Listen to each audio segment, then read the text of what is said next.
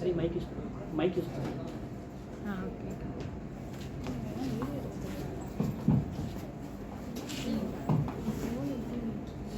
So இன்னைக்கு வந்து நம்ம வந்து ரெக்குயர்மெண்ட் கேதரிங் பார்க்க போகிறோம். சாஃப்ட்வேர் இன்ஜினியரிங் லைஃப் சைக்கிளில் ஃபஸ்ட்டு வந்து ரெக்குயர்மெண்ட் கேதரிங் தான் இருக்கும்.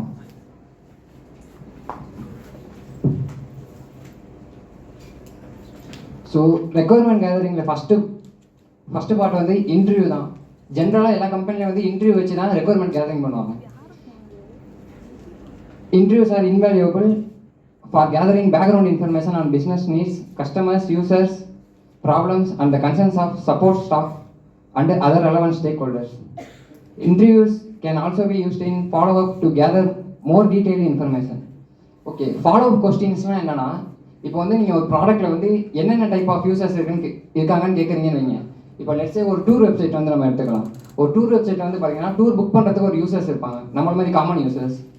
தென் டூர் ப்ரொவைடர்னு ஒருத்தவங்க இருப்பாங்க. டிபெண்ட்ஸ் ஆன் அந்த அப்ளிகேஷன்ஸோட லாஜிக் வந்து இப்போ வந்து ஒரு கம்பெனி அந்த அப்ளிகேஷன் ஓன் பண்ணுறாங்கல்ல, அவங்களே வந்து டூர் ப்ரொவைட் பண்ணணும்னு அது அவங்களுக்கு வந்து நீட் கிடையாது. அவங்க வந்து என்ன பண்ணலாம்னா, வேற ஒருத்தவங்க இருப்பாங்கல்ல, ஜென்ரலாக இந்த டூர் ஆர்கனைஸ் பண்ணுறவங்க, அவங்களையும் டூர் ப்ரொவைட் பண்ண வச்சு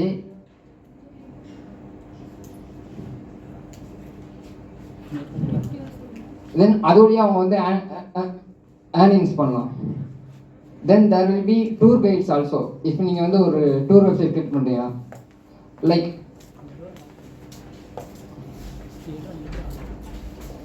ஓகே, இப்போ வந்து நம்ம பார்த்தீங்கன்னா நம்மள மாதிரி எண்ட் யூசர் ஒருத்தவங்க இருக்காங்க, அது ஒரு வேலிடேஷன் இருக்காது. இப்போ ஒரு நல்லா தெரிஞ்ச ஆள் தான், ஒரு ரெகக்னைஸ்ட் ஆள் தான் அந்த டூர் ப்ரொவைட் பண்ணுறதுனாலே நமக்கு தெரியாது, அது மேபி ஸ்கேமாக கூட இருக்கலாம்.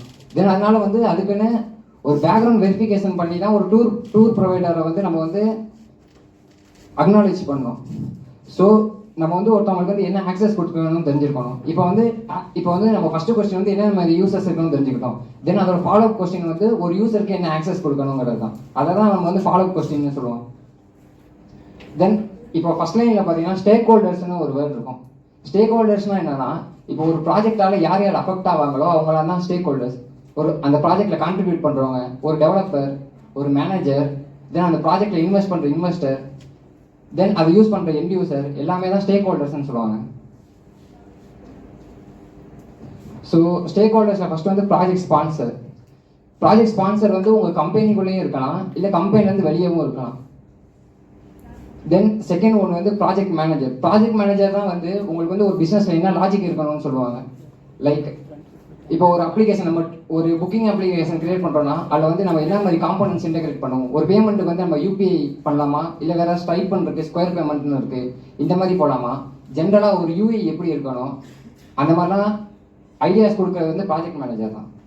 தென் டீம் மெம்பர்ஸ். இப்போ நம்மளாம் ஃபியூச்சரில் டெவலப்பராக தான் இருக்க போகிறோம். ஸோ நம்மள மாதிரி ஆளுங்க தான் team members.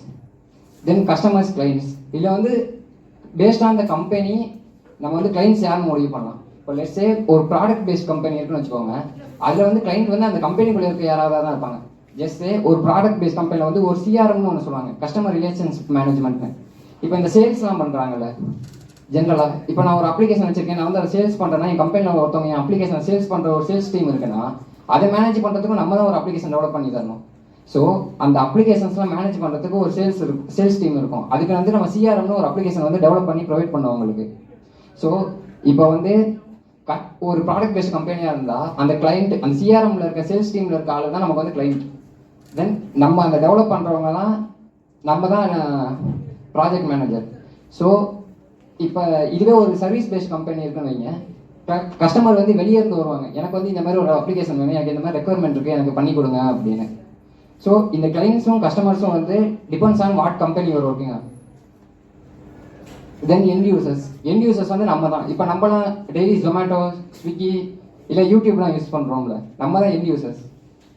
And suppliers and vendors. Suppliers and வெண்டர்ஸ்னால் என்னன்னா, இப்போ நீங்கள் ஒரு அப்ளிகேஷன் வச்சுருக்கீங்கன்னு வச்சுக்கோங்க, இப்போ நீங்கள் வந்து ஊபர்லாம் யூஸ் பண்ணியிருக்கீங்களே, இப்போ ஊபர்லாம் பார்த்தீங்கன்னா கூகுள் மேப் இருக்கும்ல, அந்த கூகுள் மேப் வந்து அது ஒரு எக்ஸ்டர்னல் ரிசோர்ஸ் தானே, வேற ஒருத்தவங்க தான், கூகுள் தான் வந்து அந்த ஊபருக்கு வந்து ப்ரொவைட் பண்ணுது, அது வந்து ஒரு எக்ஸ்டர்னல் காம்போனன்ட் தான். ஸோ அந்த மாதிரி சர்வீஸ் ப்ரொவைட் பண்ணுறவங்க suppliers and vendors. Then regulatory பாடிஸ்னு ஒன்று இருக்குது. இது வந்து பார்த்தீங்கன்னா நம்ம இந்தியன் கான்ஸ்டியூஷனில் இருக்கும்ல, அந்த மாதிரி ஸ்பெசிஃபிக் லாஸ் இருக்கும். இப்போ சைனீஸ் ஆப்லாம் பேன் பண்ணாங்கல்ல, அது ஏன் பேன் பண்ணாங்கன்னு யாருக்கா தெரியுமா?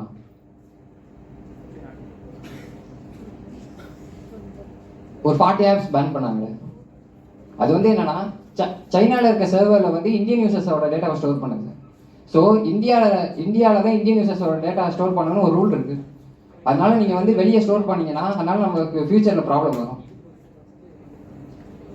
தென் இன்வெஸ்டர்ஸ்னால் என்னன்னா, இப்போ நம்ம ஒரு ப்ராடக்ட் டெவலப் பண்ணுறோன்னு வச்சுப்போம், அதுக்கு வந்து யாராவது இன்வெஸ்ட் பண்ணணும். இன்வெஸ்ட் பண்ணாமல் நீங்கள் உங்கள் ஓன் மணியே போட்டு ரொம்ப நாள் சர்வை பண்ண முடியாது. யாராவது வந்து உங்களுக்கு இன்வெஸ்ட் பண்ணாதான் அந்த ஆப் வந்து நெக்ஸ்ட் லெவலுக்கு எடுத்துகிட்டு போக முடியும்.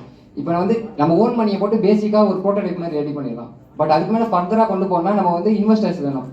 நம்ம கீழே ஒர்க் பண்ணுற டெவலப்பர்ஸ்க்கு வந்து சேலரி இன்க்ரீஸ் பண்ணணும். அது மாதிரி நிறையா இருக்குது.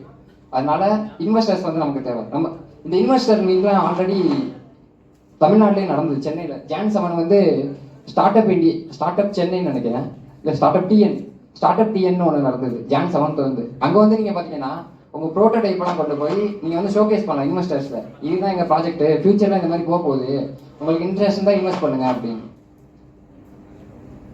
தென் கம்யூனிட்டின்னு ஒரு கான்செப்ட் இருக்குது. மேபி யாருக்கும் ஓப்பன் சோர்ஸ் பற்றி தெரியுமா? ஓகே, உங்களுக்கு தெரிஞ்ச ஒரு அப்ளிகேஷன் சொல்லுங்கள், ஓப்பன் சோர்ஸ் அப்ளிகேஷன். ஓகே, அந்த VLC ரிலேட்டடாகவே என்னென்ன ஃபீச்சர்ஸ் இம்ப்ளிமெண்ட் பண்ணலான்னு ரெட்டிட் யாராவது யூஸ் பண்ணுறீங்களா? அந்த ரெட்டிட்டில் பார்த்தீங்கன்னா சப்ரெட்டிட்னு ஒன்று இருக்கும். சும்மா நம்ம வாட்ஸ்அப் குரூப் மாதிரின்னு வச்சுக்கோங்களேன். அந்த குரூப்பில் தான் சொல்லுவாங்க இந்த மாதிரி ஃபீச்சர்ஸ் இம்ப்ளிமெண்ட் பண்ணலாம், நெக்ஸ்ட்டு இந்த இதில் எனக்கு ப்ராப்ளம் இருக்குது, எனக்கு இதை இம்ப்ளிமெண்ட் பண்ணிங்கன்னா இன்னும் நம்ம அப்ளிகேஷன் நெக்ஸ்ட் லெவலுக்கு கொண்டு போகலாம். அவங்க வந்து பார்த்தீங்கன்னா யாருமே சாலரிக்காக ஒர்க் பண்ண மாட்டாங்க.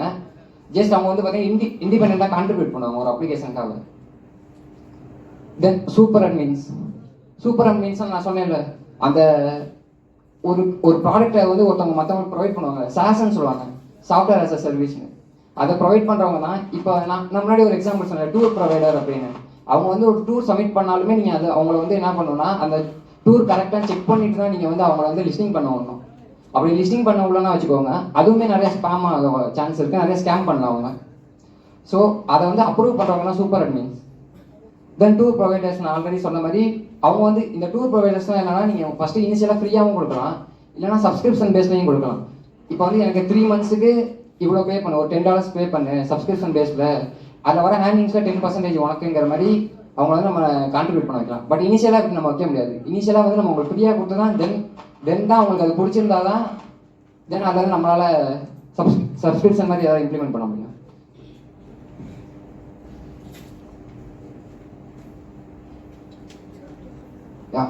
There is something called open-ended questions, guys. இப்போ நீங்கள் பார்த்தீங்கன்னா ஒரு கொஸ்டின் கேட்குறீங்கன்னு வச்சுக்கோங்க, சும்மா அவங்க வந்து எஸ்ஆர்னோன்னு சொல்லாத மாதிரி சில கொஸ்டின்ஸ் இருக்கும். இப்போ ஜஸ்ட் கீழே பார்த்தீங்கன்னா கீழே ஒரு இமேஜ் இருக்குது. கெரோசெல்னா யாருக்காவது எல்லாம் தெரியுமா? கெரோசெல்ஸ்னால் யாருக்காவது எல்லாம் தெரியுமா? நீங்கள் ஒரு அப்ளிகேஷன் கூட போனால் இமேஜ் ஸ்லைடர்ஸ் இருக்கும்ல. இப்போ நீங்கள் நெக்ஸ்ட் கிளிக் பண்ண ஒரு இமேஜாக வரும்.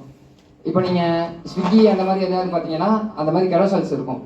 அந்த கேட்டகரிஸ்னு ஒன்று இருக்கும். அதுக்குள்ளே போனீங்கன்னா வந்து இப்போ ஃபஸ்ட்டு ஒரு சைடில் வந்து அவங்களால 4 கேட்டகரி தான் காட்ட முடியும். நெக்ஸ்ட் கேட்டகரி போனால் நீங்கள் அந்த பட்டனை கிளிக் பண்ணிங்கன்னா தான் நெக்ஸ்ட் இமேஜ் வரும். அதான் கெரோசெல்னு சொல்லுவாங்க.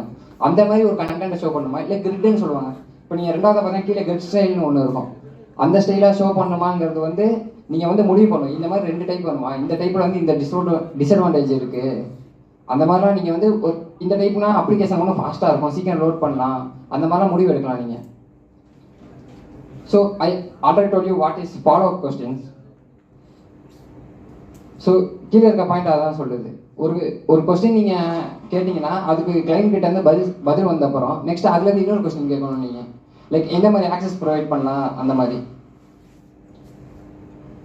தென் கொஸ்டினரிஸ் ஆர் சர்வேஸ். இது வந்து என்னன்னா, இப்போ ஆல்ரெடி இந்த அப்ளிகேஷன் இதான் தேவையான ஒரு செட் ஆஃப் கொஸ்டின்ஸ் ரெடி பண்ணிடுவாங்க.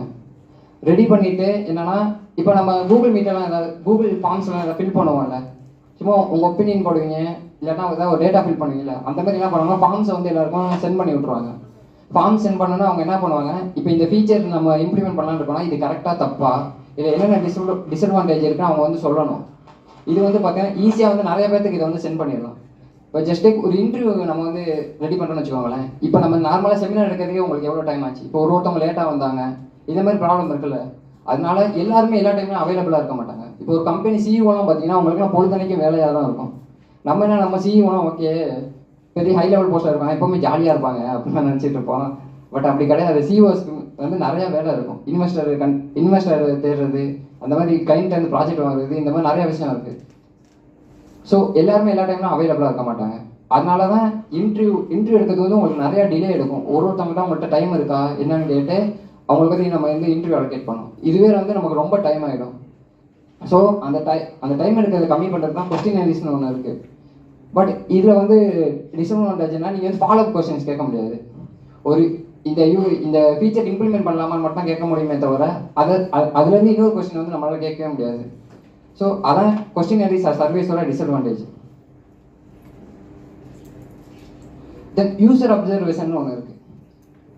இப்போ வந்து ஸ்விக்கி மாதிரி ஒரு அப்ளிகேஷன் எடுத்துப்போம். இப்போ வந்து நம்ம வந்து ஒரு ஃபுட்டோட குவான்டிட்டி வந்து கொடுக்கணும்ல, குவான்டிட்டி வந்து கொடுப்போம். லெஃப்ட் சைடு பார்த்தீங்கன்னா ப்ளஸ் பட்டன் இருக்கும், ரைட் சைடு பார்த்தீங்கன்னா மைனஸ் பட்டன் இருக்கும், அது பக்கத்தில் டெலீட்னு ஒரு பட்டன் இருக்கும். அதை டெலீட்டை கிளிக் பண்ணிங்கன்னா உங்கள் பேஸ்கெட்லேருந்து அந்த ஐட்டம் வந்து ரிமூவ் ஆகிடும். இப்போ நீங்கள் அந்த மைனஸ் பட்டன் கிளிக் பண்ணிட்டே இருக்கப்ப, குவான்டிட்டி கம்மி பண்ணிட்டே இருக்கப்ப டக்குன்னு பார்த்தீங்கன்னா தெரியாமல் பக்கத்தில் இருக்க டெலீட் பட்டன் கிளிக் பண்ணிட்டீங்கன்னா ஃபுல்லாக போயிடும்.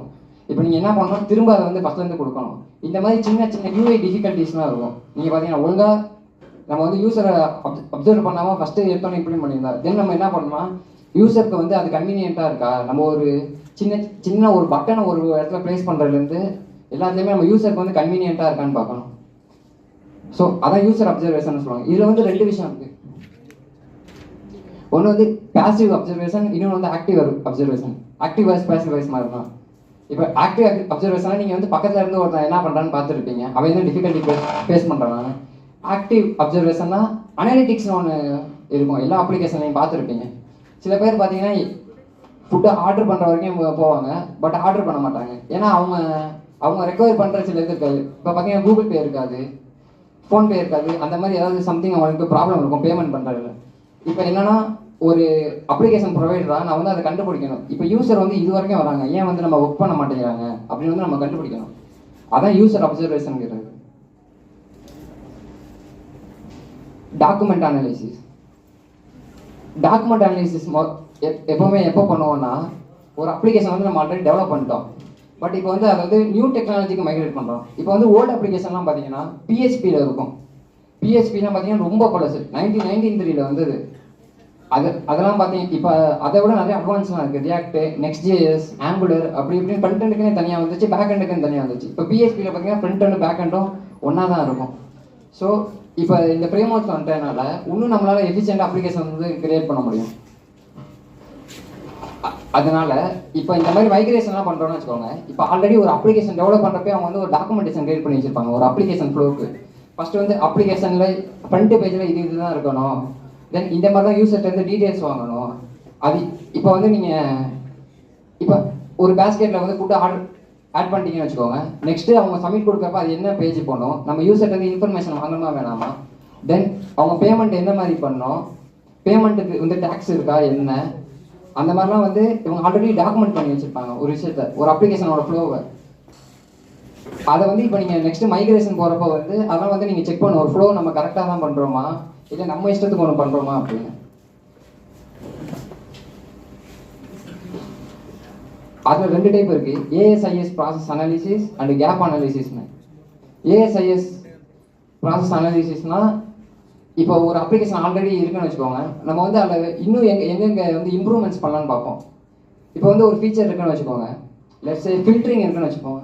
இப்போ நம்மளாம் ஃபில்டர் பண்ணுவோம், ஒரு ப்ராடக்ட் வாங்க போனோம், அமேசானுக்கு போனோம். இப்போ லெட்ஸ் அந்த ப்ராடக்ட்டில் அந்த அமேசான் அப்ளிகேஷனில் வந்து ப்ரைஸ் வைஸே ஃபில்டர் பண்ண முடியலன்னா நீங்கள் என்ன பண்ணுவீங்க, ஒரு பேஜாக போய் தேடிட்டு இருப்பீங்க. எனக்கு வந்து இப்போ வந்து ஒரு 700 rupeesக்கு தான் வந்து ஒரு ஷர்ட் எடுக்க போகிறேன், பட் லிஸ்ட் பண்ணுற எல்லாம் 500 400 தான் இருக்குன்னா நீங்கள் என்ன பண்ணுவீங்க, 700க்கு ஏதாவது இருக்கா அப்படின்னு வந்து ஒரு பேஜாக போய் பார்ப்பீங்க. அந்த மாதிரி பார்க்காம இதுக்கு நம்ம ப்ரைஸ் படி ஃபில்டர் பண்ணுற மாதிரி வச்சுருந்தா ஈஸியாக பண்ணிடலாம்ல. அதனால தான் அதுதான் இந்த ஏஎஸ்ஐஎஸ் ப்ராசஸ் அனலைசிஸ். கேப் அனாலிசிஸ்னு ஒன்று இருக்குது. இப்போ சம்திங் நம்ம வந்து அச்சீவ்மெண்ட் பண்ணுறதுக்கும் இப்போ நம்ம கரண்ட் ஸ்டேஜில் இருக்கிறதுக்கும் என்னென்ன எவ்வளோ டிஃப்ரென்ஸ் இருக்குங்கிறது. இப்போ நீங்கள் வந்து பார்த்தீங்கன்னா இப்போ ஒரு ஃபுல் ஃப்ளெஜ்டு ஒரு அப்ளிகேஷன் கிரியேட் பண்ணணும்னு வச்சுக்கோங்க. ஒரு ஃப்ளைட்ஸ் ரிலேட்டடான மாடியூல் ஒன்று இருக்கும், ஒரு ட்ராவல் ரிலேட்டடாக ஒன்று கிரியேட் பண்ணிக்கலாம், ஃப்ளைட்ஸ் ரிலேட்டடாக ஒரு மாடல் இருக்கும், ஹோட்டல் ரிலேட்டடாக ஒன்று இருக்கும், டூர் ரிலேட்டடாக ஒன்று இருக்கும். இது மூணுமே ஒரு சிங்கிள் அப்ளிகேஷன் இருக்கும். இப்போ ஒருத்தவங்க என்ன பண்ணுவாங்கன்னா இப்போ உங்கள் அப்ளிகேஷனில் ஒருத்தவங்க ஃப்ளைட் புக் பண்ணாங்கன்னு வச்சுக்கோங்க. அவங்க வந்து அந்த ஹோட்டலில் போய் ஸ்டே பண்ணிடுவாங்க. உங்கள் அப்ளிகேஷனில் ஹோட்டலும் புக் பண்ணிப்பாங்க. இப்போ அவங்க லெட்ஸே இப்போ வந்து அவங்க சான் ஃப்ரான்சிஸ்கோ அந்த மாதிரி ஏதாவது போகிறாங்கன்னு வச்சுக்கோங்க. சான் ஃப்ரான்சிஸ்கோவில் அவங்க போய் ஹோட்டல் ஸ்டே பண்ணிட்டு நெக்ஸ்ட் டே ஏதாவது டூர் இருக்கான்னு பார்ப்பாங்க. அதுவுமே உங்கள் அப்ளிகேஷன்லேயே பில் பண்ணிடுவாங்க. எப்படி இருந்தாலும் நமக்கு நிறைய ஏர்னிங்ஸ் தான் வரப்போகுது. இந்த மாதிரி நீங்கள் ஒரு அப்ளிகேஷன் டெவலப் பண்ணணும்னு வச்சுக்கோங்க. நம்ம ஃபஸ்ட்டு ஸ்டேஜில் எங்கே இருக்கோம், இப்போதைக்கு நம்ம எவ்வளோ அப்ளிகேஷன் எந்த லெவலுக்கு அப்ளிகேஷன் பில்ட் பண்ணியிருக்கோம், தென் அதோட அவுட்கம் வந்து இப்போ நம்ம எக்ஸ்பெக்ட் பண்ணுறது வரணும்னா நம்ம எவ்வளோ ஒர்க் பண்ணணும், இதெல்லாம் கண்டுபிடிக்கிறது வந்து கேப் அனலைசிஸ்னு சொல்லுவாங்க. ஒன்று இருக்கு. இப்போ நீங்கள் ஒரு ஃபீச்சர் இம்ப்ளிமெண்ட் பண்ணுறீங்கன்னு வச்சுக்கோங்க. அது கரெக்டாக ஸ்மூத்தாக ஒர்க் ஆகுதான்னு முதல்ல பார்க்கணும். How different components are interacting with each அதர்னு ஒன்று இருக்குது. இப்போ நீங்கள் பார்த்தீங்கன்னு வச்சுக்கோங்களேன், இப்போ நீங்கள் ஃப்ரண்ட் எண்ட்லேருந்து பேக் எண்டுக்கு ஒரு ரெக்வஸ்ட் சென்ட் பண்ணுறீங்கன்னு வச்சுக்கோங்க. அதுலேயே நிறைய டைப் இருக்குது. XMLனு ஒன்று பார்த்துருப்பீங்க, மேபி உங்களுக்கு தெரியாம சோப்புன்னு ஏதாவது கேள்விப்பட்டிருப்பீங்க. Soap SOAP simple object access ப்ரோட்டோக்கால்னு ஒன்று இருக்கும். அதெல்லாம் நீங்கள் வந்து பார்த்தீங்கன்னா XMLனு சொல்லுவாங்க, XML பேஸ்ட் அப்ளிகேஷன். அதெல்லாம் பார்த்தீங்கன்னா பழசு. அதில் நீங்கள் ரெக்வஸ்ட் சென்ட் பண்ணிட்டு அதில் வந்து ரெஸ்பான்ஸ் வரதுக்குள்ள ரொம்ப டைம் எடுக்கும். அதுக்காக வந்து REST APIன்னு ஒன்று கொண்டு வந்தாங்க, ரெப்ரசன்டேஷனல் ஸ்டேட் ட்ரான்ஸ்ஃபர்னு. அதெல்லாம் நீங்கள் பார்த்தீங்கன்னு வச்சுக்கோங்க, நீங்கள் ரெக்வஸ்ட் சென்ட் பண்ணுன்னா மேக்ஸிமம் உங்கள் அப்ளிகேஷன் உங்கள் சர்வர்லாம் ஃபாஸ்ட்டாக இருந்ததுன்னா சீக்கிரமே உங்களுக்கு ஒரு 10 செகண்ட்ஸ்குள்ள ரெஸ்பான்ஸ் வந்துடும்.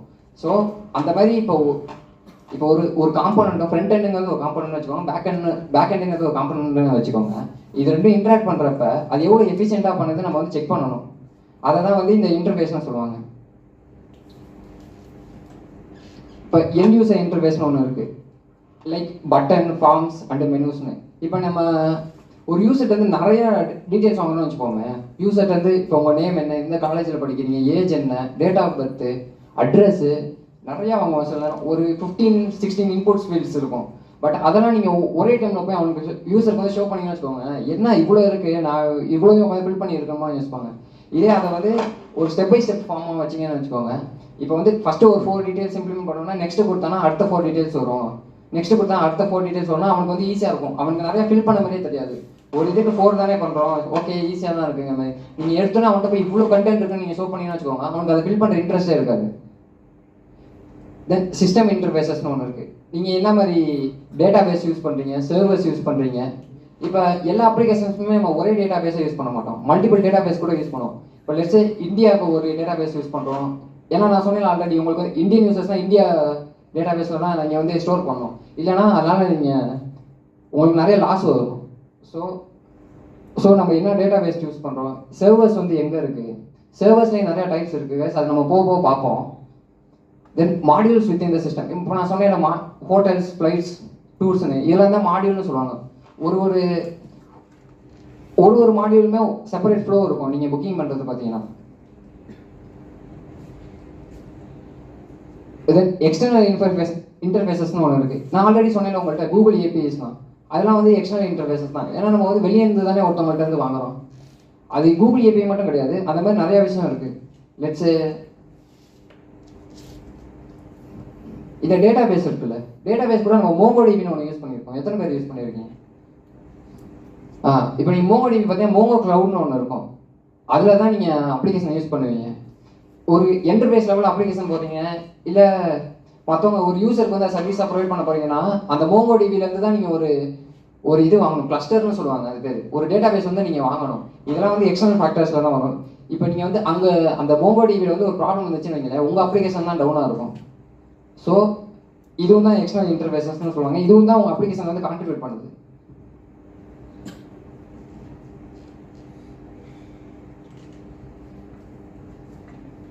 ஸோ லெட்ஸே ஒரு இ-காமர்ஸ் வெப்சைட் வந்து எடுத்துப்போம். இப்போ வந்து யூசர் வந்து ஃபில்டர்ஸ்லாம் யூஸ் பண்ணுறாங்கல்ல, price range, brand or size அப்படின்னு. இது வந்து ரெக்குயர்மெண்ட் அன்கவர்ட் என்னன்னா, many users express frustration when they cannot filter products by specific criteria such as ratings or availability in local stores.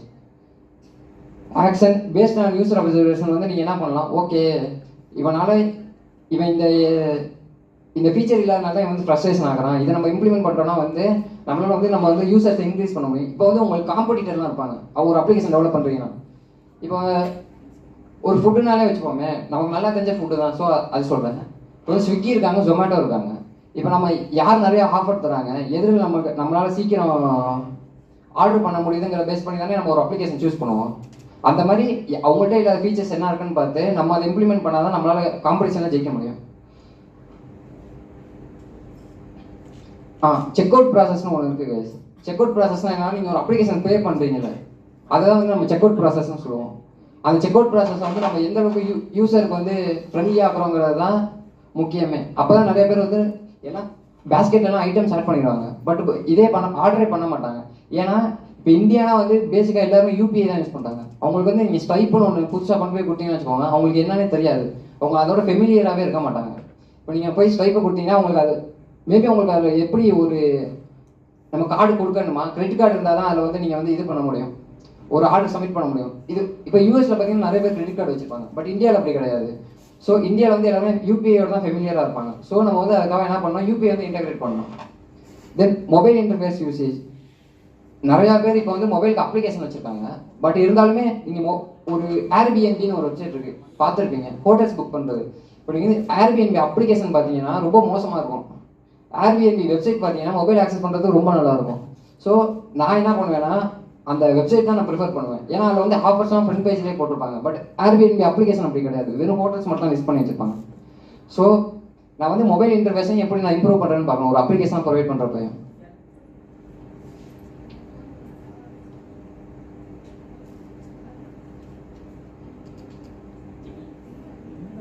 Okay, brainstorming ஒரு concept இருக்குது. அது என்னன்னா, what if சினாரியோன்னு ஒன்று இருக்கும். இப்போ லெட்ஸ் நம்ம வந்து அமௌண்ட் வந்து ப்ரொவைட் பண்ணுறோம். இப்போ வந்து நீங்கள் பேஸ்கெட் எல்லாம் ஆட் பண்ணிட்டு நீங்கள் வந்து ஆர்டர் பண்ணிட்டீங்க. ஆர்டர் பண்ணியிருக்கவே என்னாச்சு, பேக் எண்டில் வந்து அப்ளிகேஷன் கிராஷ் ஆகிடுச்சுன்னு வச்சுக்கோங்க, உங்கள் பேமெண்ட் ப்ராசஸ் ஆகிடும், பட் உங்களுக்கு அந்த ஆர்டரும் வராது, தென் உங்கள் அமௌண்ட்டும் லாஸ் ஆகிடும்.